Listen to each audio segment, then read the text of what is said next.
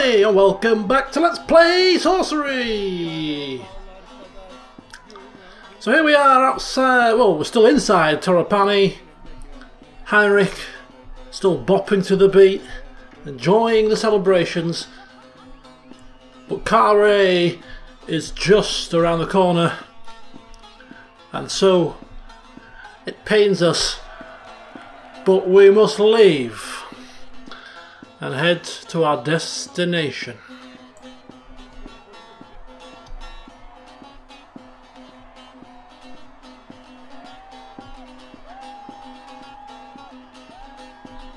Your journey through the Shamutanti Hills is complete. Along the way we have made no useful friendships, but we have been given the gates to Kare. We have a large lump of beeswax and a bamboo pipe, our original sword, 1 ration, 10 gold pieces, and a spell book. Good? Bad? Indifferent? Who knows? But we are here. We are alive. Could be worse.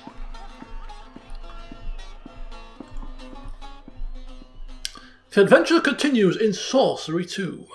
Kare, City Port of Traps. Out now, apparently. Okay, so yeah, this is the start of Sorcery 2. Now this is Sorcery 1 and 2 combined on the same game, so I'm assuming we kind of just seamlessly transition into Sorcery 2.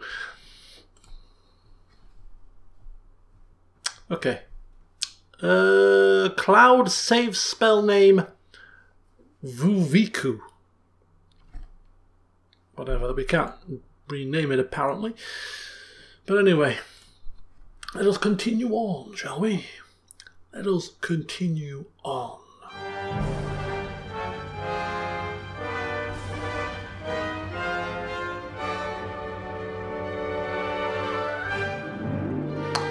Okay, so we're after this crown of kings.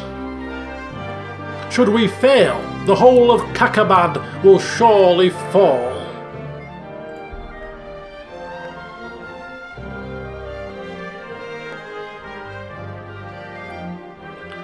Along our path we have found trickster elvins playing pranks upon us. Travelled with a Minimite who caused us no end of concern, and we have fought and killed with epic swordplay a dreaded Manticore. We've faced starvation, we've faced poverty, we've faced disease, yet we are still here, surviving these various trials, these various tribulations, these tests of character.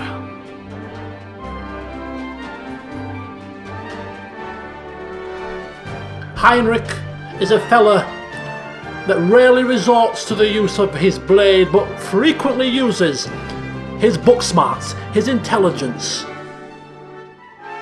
He's a cautious fella, but he has honour and compassion. He's a gorilla, basically. But we are now approaching Kare, the city port of traps.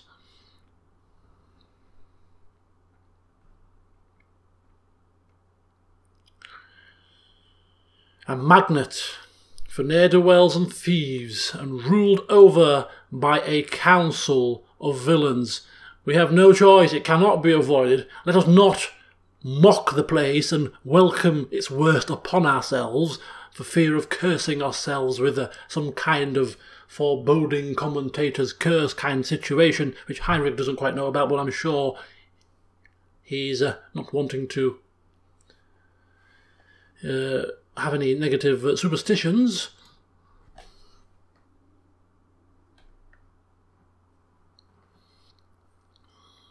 The far side of the city houses the North Gate, the only entrance to the Backlands. So we just merely need to pass on through here. Just pass on through the city, come out unscathed. And we're laughing. Maybe crying. Depends on what happens. But here we are. It's round 2 of Heinrich's travels in sorcery.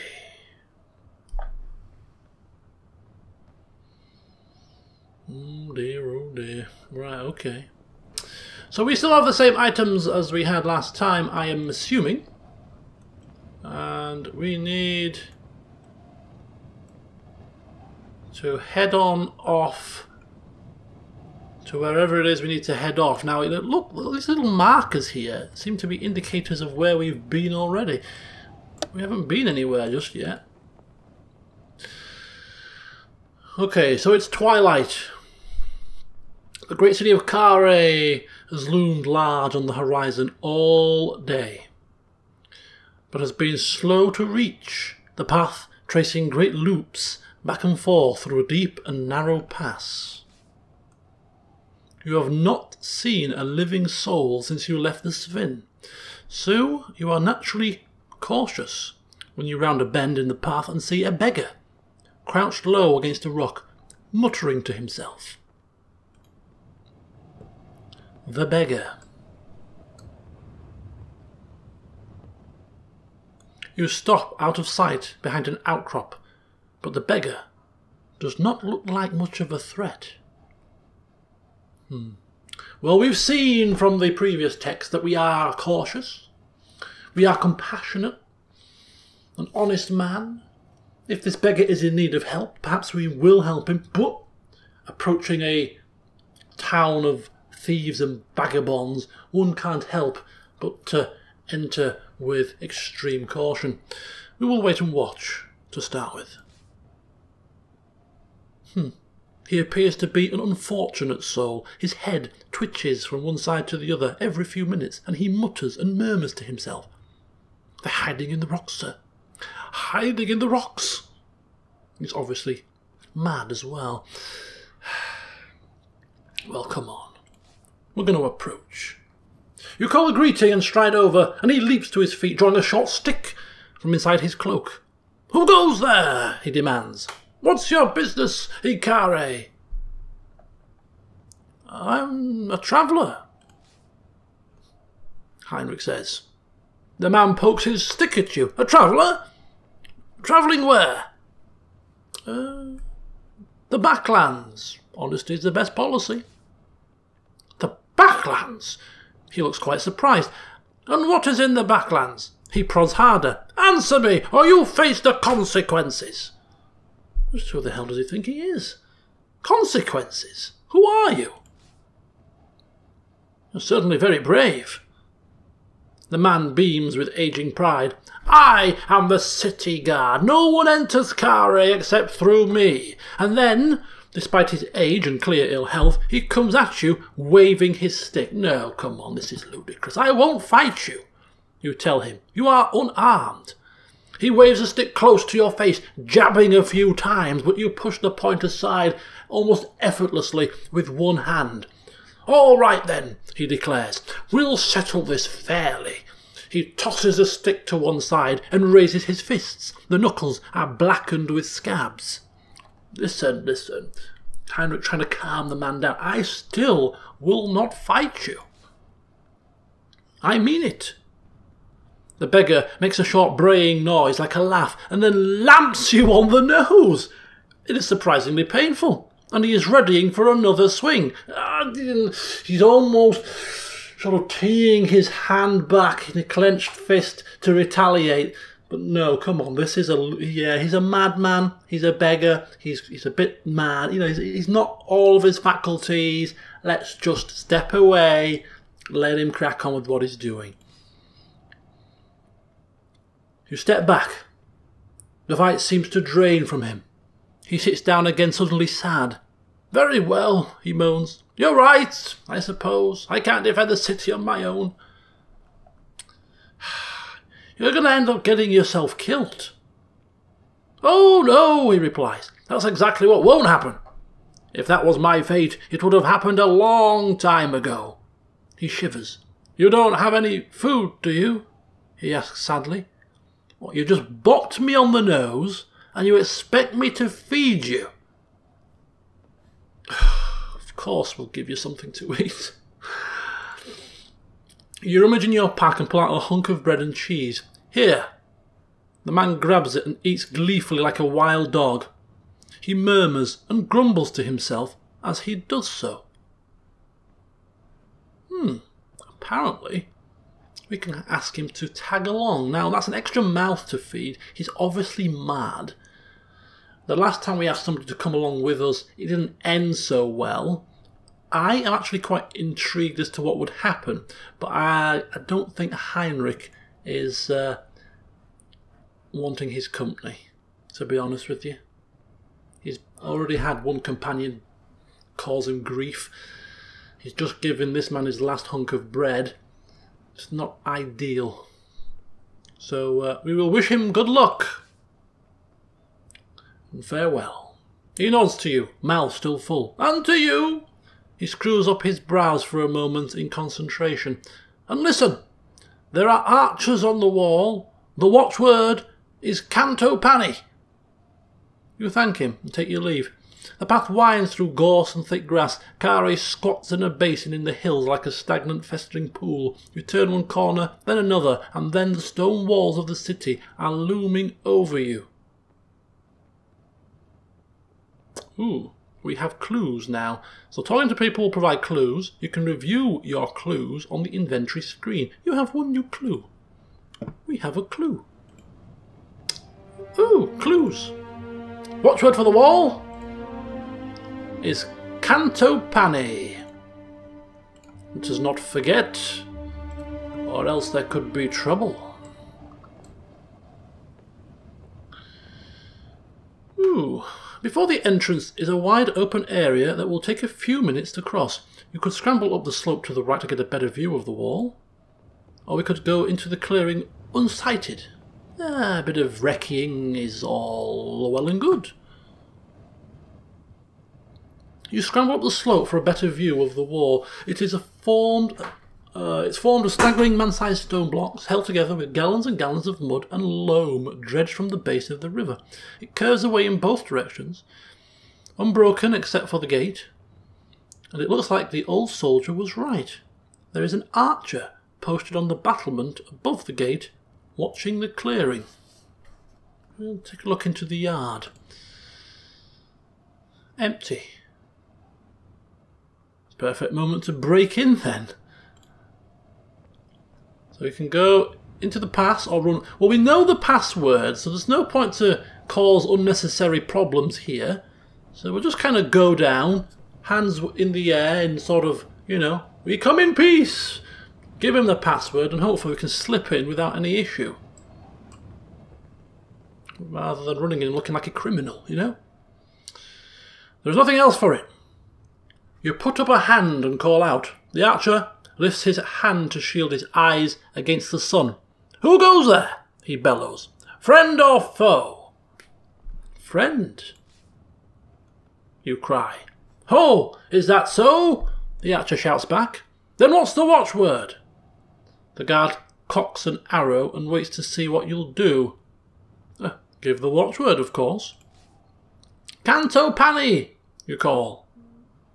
The guard considers this for a moment and lowers his bow.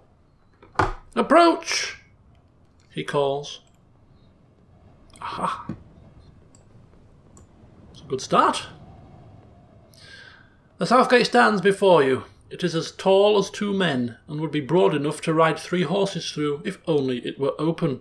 But instead it is locked and there is no other way into the city. Luckily, of course, you have a key. And we shall use the key, because if we use a key and open the door, it makes it look like we have a right to be here. We know the watchword, we have a key. Why wouldn't we be allowed in? You remove the Svinchi's key from your pack and slip it into the lock. The tumblers click as the key turns, and we will just stroll in like we own the place.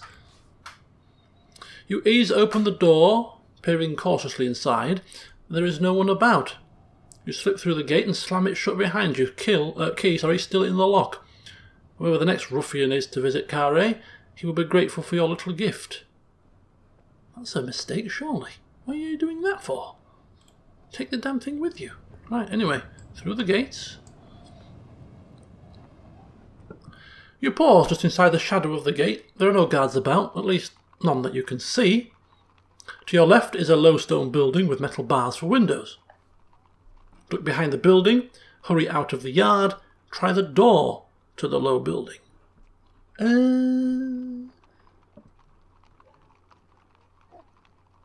don't know what we're ducking behind. Might as well explore. Try the door. Ooh.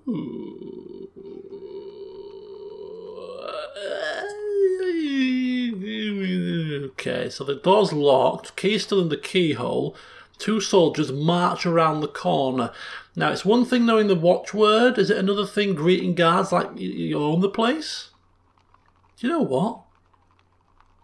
We've got this, you know, this facade, if you will. We've walked in there, we own the place. We've given the watchword. Let's just act natural. Greet the guards. Good afternoon, chaps. There's no time for anything but a gamble. You stride right up to the guards. You there, you declare. Why wasn't there anyone to meet me at the gate? The man looks baffled. What gate? Who are you? The ambassador from Annaland. The guard looks panicked now. No one told us you were coming, sir. I should have you No, let's not go too far. No matter, you reply. You can make up for it now. Sir, the guard clicks his heels together. What can I do for you, sir?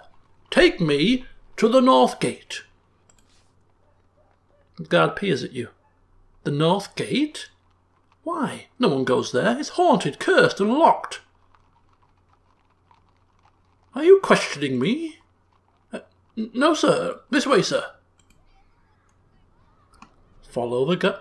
Is he going to walk us all the way to the north? Of course, we're not going to get there in one swoop. Surely to gosh. But anyway, it's a good start. Keep up the acting skills, Heinrich. For Doran would be proud. The guard marches along the road and you follow until you reach the top of the south gate yard. Sir, I can't leave my post, sir, the guard says. But if you follow this road, you'll find your way into Carre. And then I'm on my own? The guard looks uncomfortable. Sir, the guard is very depleted. Since the council disappeared, we've had defections. Sir, I can't leave my post. The guard clicks his heels. You frown severely and take your leave as quickly as possible. Right, we can go right. Or we can go right. We'll go right then.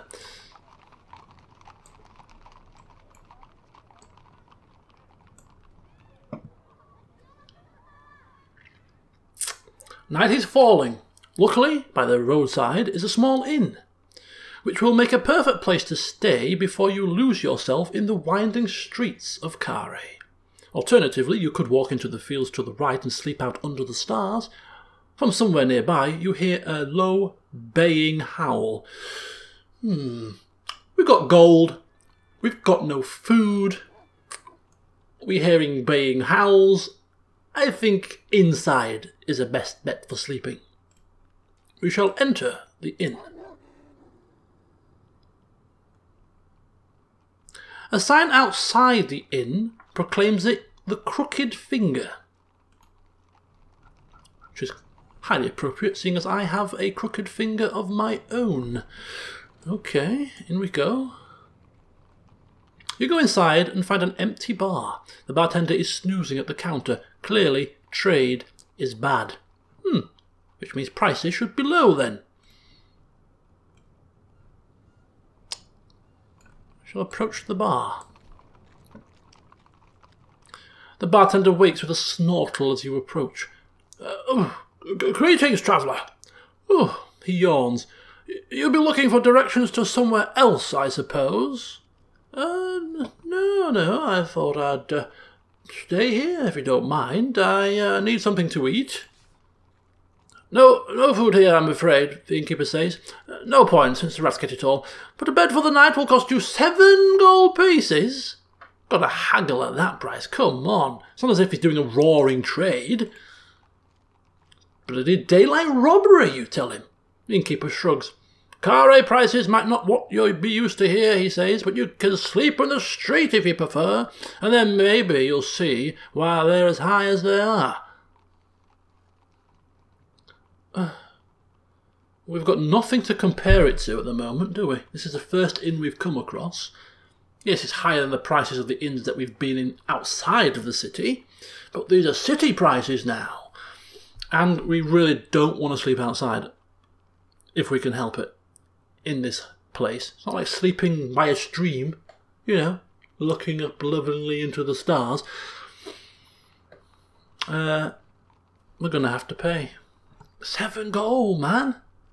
Jeez Louise. I appreciate the warning. You put 7 gold pieces down on the counter. The innkeeper nods. Stairs are over there. To bed then. The man shows you upstairs to a room. It seems clean enough. There are no rats on the bed, and the linen seems to have been washed at least once this month. Good. And we settle down to sleep. The sounds of the city drift to you on the night air, shouts and screams, and the occasional distinct howl, before you doze fitfully.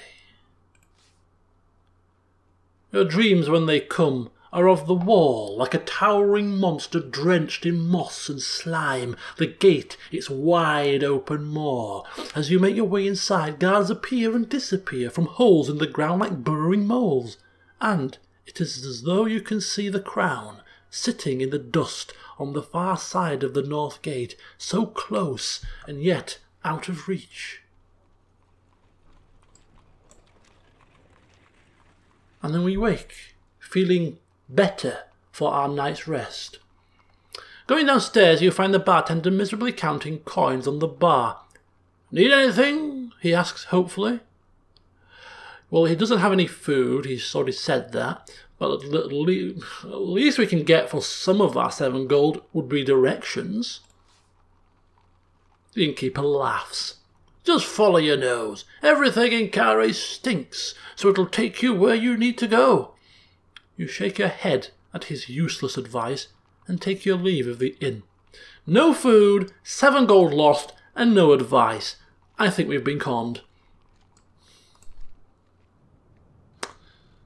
Outside, the air tastes fresh. It has rained a little overnight. A little distance from here, a busy crossroads marks the start of the city. And that'll have to do for now, because I'm just trying to fit in a short session before I head off to football. And yeah, we are in the city itself. Where do we go from here? Time will tell. Indeed it will. Will we make it through Carre in one piece? Will we make it through with our stuff?